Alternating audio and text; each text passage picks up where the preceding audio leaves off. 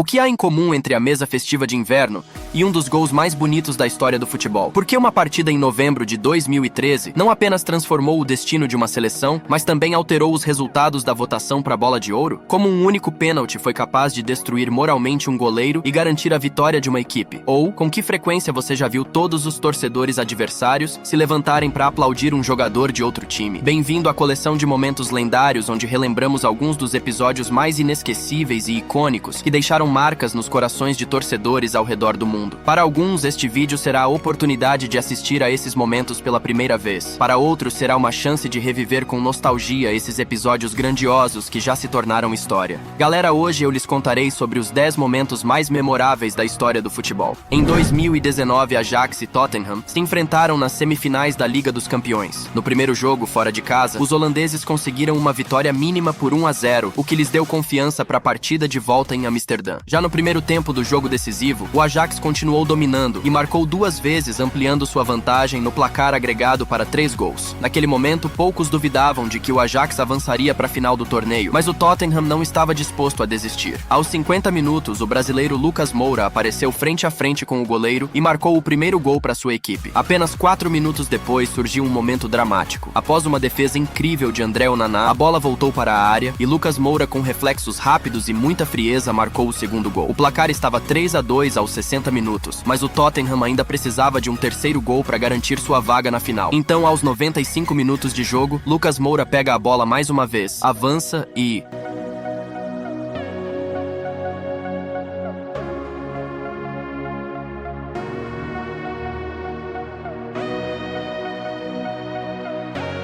Lucas marca o terceiro gol aos 96 minutos, levando o Tottenham à final da Liga dos Campeões de 2019. Naquela época, a regra do gol fora de casa ainda estava em vigor, e graças aos 3 gols marcados como visitante, os Spurs avançaram. Foi algo lendário. Naquele dia, presenciamos uma das partidas mais dramáticas da história da Champions. Lágrimas de alegria e tristeza estiveram presentes naquele jogo de maio na Arena de Amsterdã. E Lucas Moura, em uma única partida, inscreveu seu nome na história do futebol. Afinal, quando lembramos desse jogador, imediatamente pensamos no desempenho do brasileiro naquela partida. No dia 16 de abril de 2014, Real Madrid e Barcelona se enfrentaram na final da Copa do Rei. O líder dos merengues, Cristiano Ronaldo, não pôde jogar devido a uma lesão. Então Gareth Bale ocupou a posição no lado esquerdo. Logo aos 11 minutos de jogo, o Real Madrid saiu na frente graças a Ángel Di Maria, que havia assumido o lado esquerdo ocupado por Bale. Aos 68 minutos, o zagueiro do Barcelona, Marc Bartra, empatou a partida e até o minuto 85 nenhuma das equipes conseguiu marcar novamente.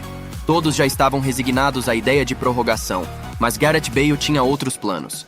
Após um passe de Isco, a bola chegou a Coentrão, que passou para Bale. Então o galês fez o inimaginável. Ele deu um toque longo na bola e iniciou um sprint fantástico pela lateral, superando o mencionado Marc Bartra e deixando-o para trás, saindo cara a cara com José Pinto. Bale ainda teve tempo de humilhar o goleiro catalão, passando a bola entre suas pernas. Isso foi fantástico. O estádio merengue e Ronaldo das arquibancadas comemoravam o gol do companheiro. Bale alcançou a incrível marca de 35 km/h, deixando a defesa do Barcelona toda confusa. Esse gol insano se tornou um símbolo do poder físico e habilidade técnica do galês. 6 anos depois, em 2020, Marc Bartra admitiu em uma entrevista a Iker Casillas: "Em 15 minutos eu passei de herói a lixo", mostrando o quão devastador aquele momento foi para ele como jogador. No dia 1º de janeiro de 2017, a agitação das festividades havia acabado de se acalmar, e enquanto todos ainda aproveitavam as sobras do ano passado, um Olivier fresco deveria entrar em campo. Naquela noite, o Arsenal recebeu o Crystal Palace em mais uma rodada da Premier League. Não havia tempo para descanso. Às 18 horas, os times estavam prontos para entrar em campo e proporcionar um futebol emocionante. Aos 17 minutos de jogo, os Gunners recuperaram a bola e partiram em um contra-ataque. Após algumas trocas de passe, a bola chegou aos pés de Alexis Sanchez, que a cruzou para o centro da área. E então...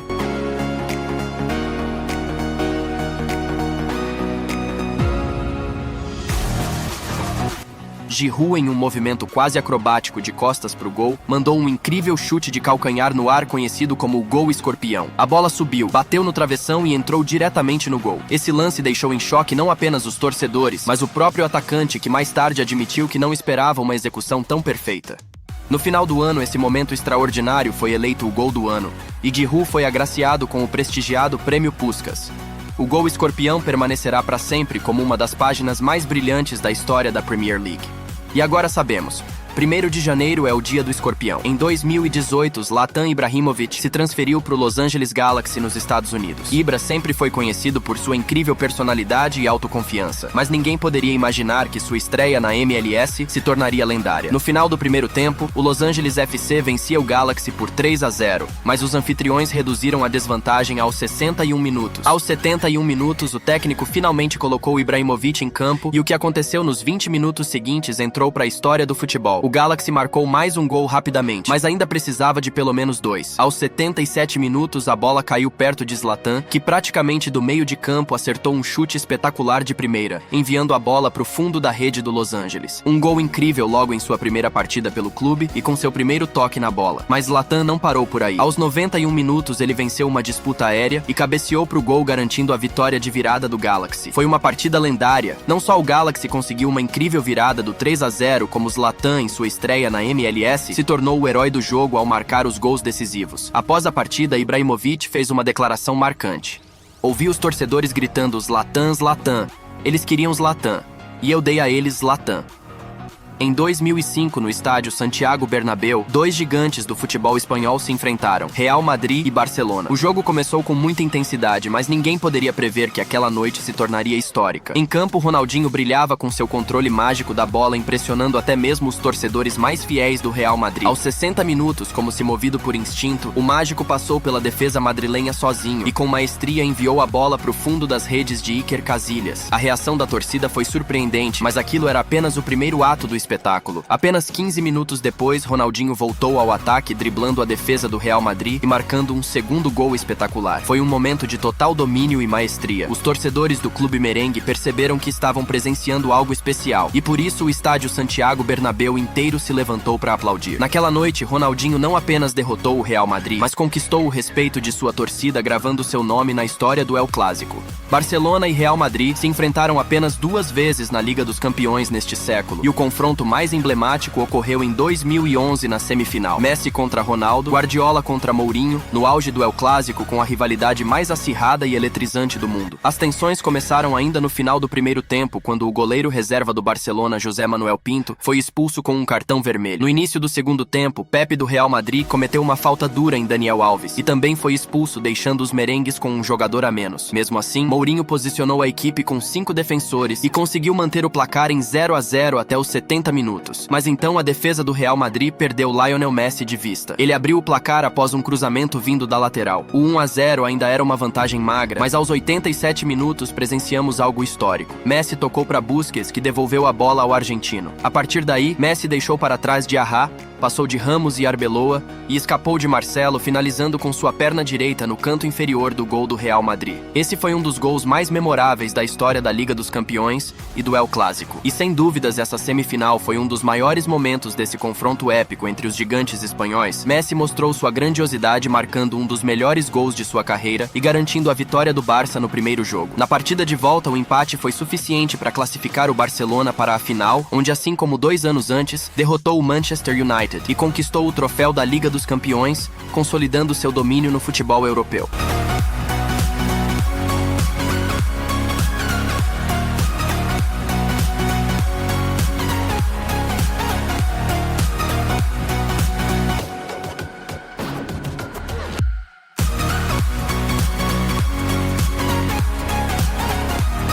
Em fevereiro de 2011, o Manchester United e o Manchester City se enfrentaram em Old Trafford, em um dos jogos mais intensos da Premier League. Sempre emocionante, o clássico entre os dois rivais de Manchester ganhou um lugar especial na história do campeonato. Com o placar em 1-1 e um empate parecendo inevitável, algo extraordinário aconteceu. Nani cruzou a bola na área e parecia que o momento havia passado. Mas então, Wayne Rooney fez algo que deixou todos no estádio sem fôlego.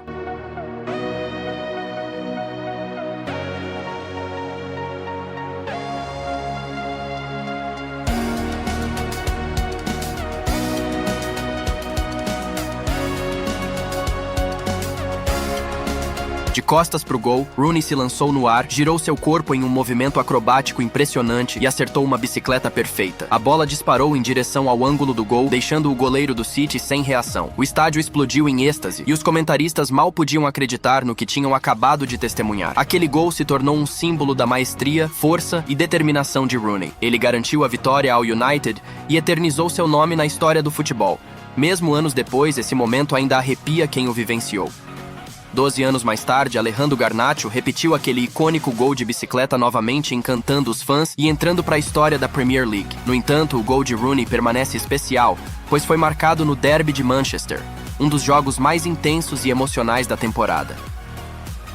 Em novembro de 2013, Portugal e Suécia se enfrentaram na repescagem para a Copa do Mundo de 2014. Esse duelo deixou os fãs aflitos, pois significava que o Mundial poderia acontecer sem Zlatan Ibrahimovic ou Cristiano Ronaldo. O confronto impactou diretamente o curso da história do futebol. Na primeira partida em Lisboa, Cristiano marcou o único gol, garantindo uma vitória mínima para Portugal. A decisão ficou para o jogo de volta em Estocolmo, com todos os olhares voltados para Cristiano, o melhor centroavante do mundo na época, e Zlatan, a estrela sueca. O primeiro tempo terminou sem gols, mas a verdadeira loucura começou na segunda etapa. Aos 50 minutos, Ronaldo aproveitou uma oportunidade cara a cara com o goleiro e abriu o placar para Portugal, ampliando a vantagem no agregado para 2-0. Porém, aos 68 minutos, Zlatan marcou de cabeça após um escanteio e 2 minutos depois, surpreendeu os fãs de Portugal com um gol espetacular de falta, deixando o placar empatado no agregado. Nesse momento, Cristiano percebeu que o destino de sua seleção estava em suas mãos. Aos 76 minutos, ele voltou a se encontrar com o goleiro sueco e, com precisão, colocou Portugal na frente novamente na soma dos jogos. Apenas 2 minutos depois, Cristiano escapou da defesa, driblou o goleiro e finalizou com força, marcando seu terceiro gol na partida. O hat-trick de Ronaldo garantiu a classificação de Portugal para a Copa do Mundo de 2014. Esse desempenho permanece como um dos melhores momentos da carreira do craque português, enquanto a Suécia, liderada por Ibrahimovic, ficou de fora do Mundial no Brasil. No entanto, algo ainda mais surpreendente aconteceu no dia seguinte. A partida ocorreu em 19 de novembro de 2013 e em 20 de novembro, a FIFA anunciou pela primeira vez na história que estenderia o prazo de votação para a Bola de Ouro de 2013. Além disso, permitiu que os eleitores reconsiderassem seus votos. Eles receberam 9 dias extras para confirmar ou alterar suas escolhas. No dia 13 de janeiro de 2014, ocorreu a cerimônia de premiação da Bola de Ouro e Cristiano Ronaldo levou sua segunda Bola de Ouro. Muitos acreditavam que Franck Ribéry seria o vencedor após um ano brilhante em que conquistou a tríplice coroa e atingiu o auge de sua carreira. Contudo, o desempenho de Cristiano naquele jogo contra a Suécia mudou tudo. Recentemente, Ribéry declarou que foi roubado e considera isso uma absoluta injustiça, alegando que a decisão da FIFA de prorrogar a votação foi diretamente influenciada pela atuação de Cris. Hoje em dia, as atuações ao longo de uma temporada são consideradas para premiações como a Bola de Ouro, mas antigamente o critério era o desempenho no ano civil. Porém, como a votação ocorria no outono europeu, a segunda metade de novembro e todo o mês de dezembro já não eram contabilizados. Assim, aquele lendário jogo entre Suécia e Portugal não apenas definiu um dos participantes da Copa do Mundo, mas também influenciou diretamente o resultado da votação da Bola de Ouro. A atuação espetacular de Cristiano Ronaldo foi decisiva para muitos eleitores, permitindo que ele superasse Ribéry. Em 24 de junho de 2012, as seleções da Inglaterra e da Itália disputaram uma vaga na semifinal da Eurocopa. Após 120 minutos de jogo sem vencedores, a decisão foi para os pênaltis. Os ingleses converteram 2 chutes, enquanto os italianos perderam 1. O lendário Andrea Pirlo foi o terceiro a cobrar pela Itália, e os 10 segundos seguintes mudaram o rumo da disputa. Vamos para 2024. Em uma entrevista, Pirlo relembrou: Joe Hart fazia movimentos estranhos desde o início da disputa de pênaltis para nos distrair. Ele queria nos desestabilizar psicologicamente. Então pensei, eu preciso trazê-lo de volta à realidade. Preciso acabar com ele. E foi por isso que decidi fazer o que fiz.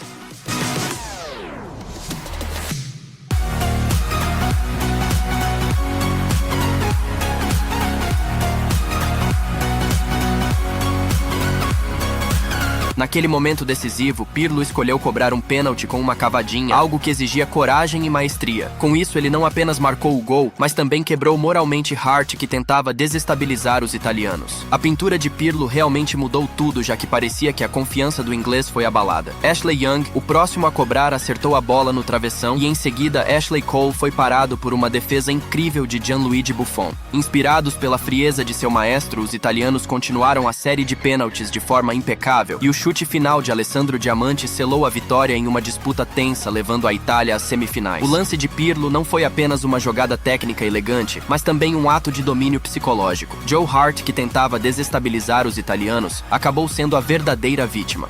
Em 5 de julho de 2014, os fãs da seleção brasileira experimentaram sentimentos contraditórios. A seleção havia garantido uma vaga nas semifinais da Copa do Mundo ao vencer a Colômbia, mas a principal estrela do time, Neymar, sofreu uma grave lesão na coluna e estava fora do restante do torneio. Além disso, o pilar defensivo Thiago Silva estaria ausente na semifinal devido à suspensão por acúmulo de cartões amarelos. Naquele jogo decisivo, o Brasil enfrentaria a Alemanha. Mesmo sem suas estrelas, os brasileiros acreditavam que, com o apoio da torcida em casa, poderiam superar os alemães e avançar para a final. O apito inicial do confronto pela semifinal da Copa do Mundo de 2014 marcou um início promissor para o Brasil, que dominou os primeiros 10 minutos de jogo. Porém, algo inexplicável aconteceu logo em seguida. Aos 11 minutos, Thomas Müller abriu o placar para a Alemanha após um escanteio. 12 minutos depois, Miroslav Klose marcou o segundo gol contra o Brasil, tornando-se o maior artilheiro da história das Copas do Mundo. Ele marcou seu 16º gol em Copas do Mundo, superando Ronaldo Fenômeno, que naquele momento comentava a partida em um canal de televisão brasileiro. Apenas um minuto depois, Toni Kroos acertou um chute poderoso, marcando o terceiro gol contra o Brasil. Toni estava em choque, incapaz de acreditar no que estava acontecendo. Menos de 2 minutos depois, o mesmo Kroos marcou o quarto gol para a Alemanha. 4-0 aos 26 minutos de jogo. Era inacreditável. As câmeras mostravam torcedores brasileiros que já tinham entendido que o jogo estava perdido aos 26 minutos. Thiago Silva estava em choque, enquanto os 58 mil torcedores nas arquibancadas não conseguiam segurar as lágrimas. Eles sabiam que aquilo era o fim, mas na verdade era apenas o começo. 3 minutos depois, Sami Khedira marcou o quinto gol, ampliando o placar para 5-0 no primeiro tempo. Parecia que o Brasil nem deveria voltar para o segundo tempo, mas não havia escolha. Na segunda etapa, o talento extraordinário de André Schürrle brilhou. Aos 69 minutos, ele marcou o sexto gol contra o Brasil, golpeando ainda mais a defesa desestruturada dos anfitriões. Os fãs já não conseguiam conter as emoções.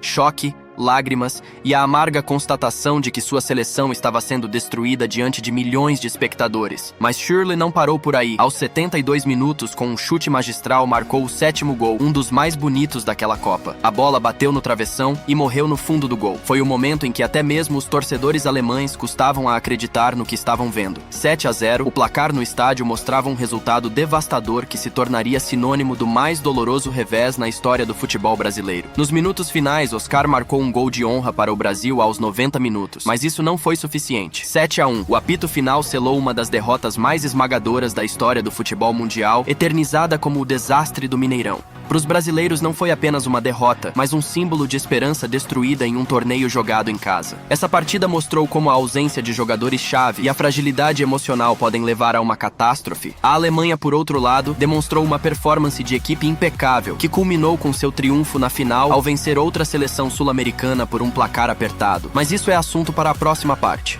Bem, galera, este foi o vídeo de hoje, se vocês assistiram até aqui. Eu peço que comentem o que acharam do vídeo, lembrando novamente para vocês deixarem o like, se inscreverem no canal e ativar o sininho para valorizar nosso trabalho. É isso e fui!